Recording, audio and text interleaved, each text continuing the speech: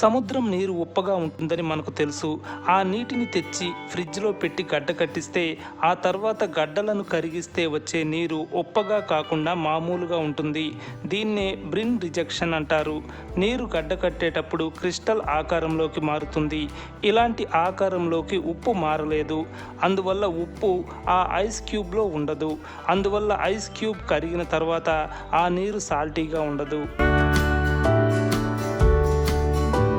Clown చేపలు ఆడవి మగవిగా, మగ చేపలు ఆడవిగా మారగలవు. ఇది ఈ చేపల్లో ప్రత్యేకత.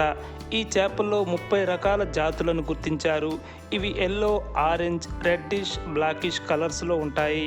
ఇవి 18 సెంటీమీటర్ల వరకు పెరుగుతాయి. ఖండాలు సంవత్సరానికి 2 సెంటీమీటర్లు కదులుతున్నాయి. భారత ఉపఖండం మాత్రం సంవత్సరానికి 5 సెంటీమీటర్లు కదులుతోంది.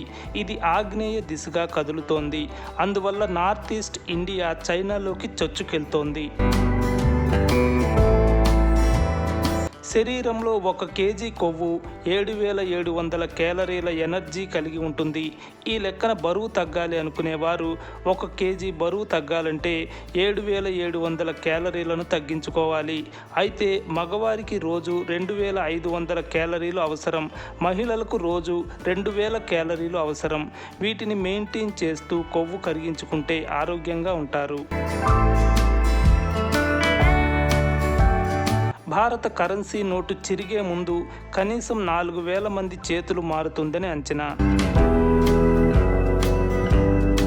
సాధారణంగా మనం నిమిషానికి 20 సార్లు కనురెప్పలను ఆడిస్తాం.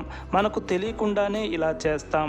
అయితే కంప్యూటర్ లేదా ల్యాప్టాప్ ముందు పనిచేసేవారు మాత్రం నిమిషానికి 7 నుంచి 9 సార్లు మాత్రమే కనురెప్పలను ఆడిస్తారు. ఇది కళ్లకు సమస్యే. కంగారూలు వెనక్కి నడవలేవు. కారణం వాటి కాళ్ల నిర్మాణం వెనక్కి నడిచేందుకు అనుకూలంగా ఉండదు.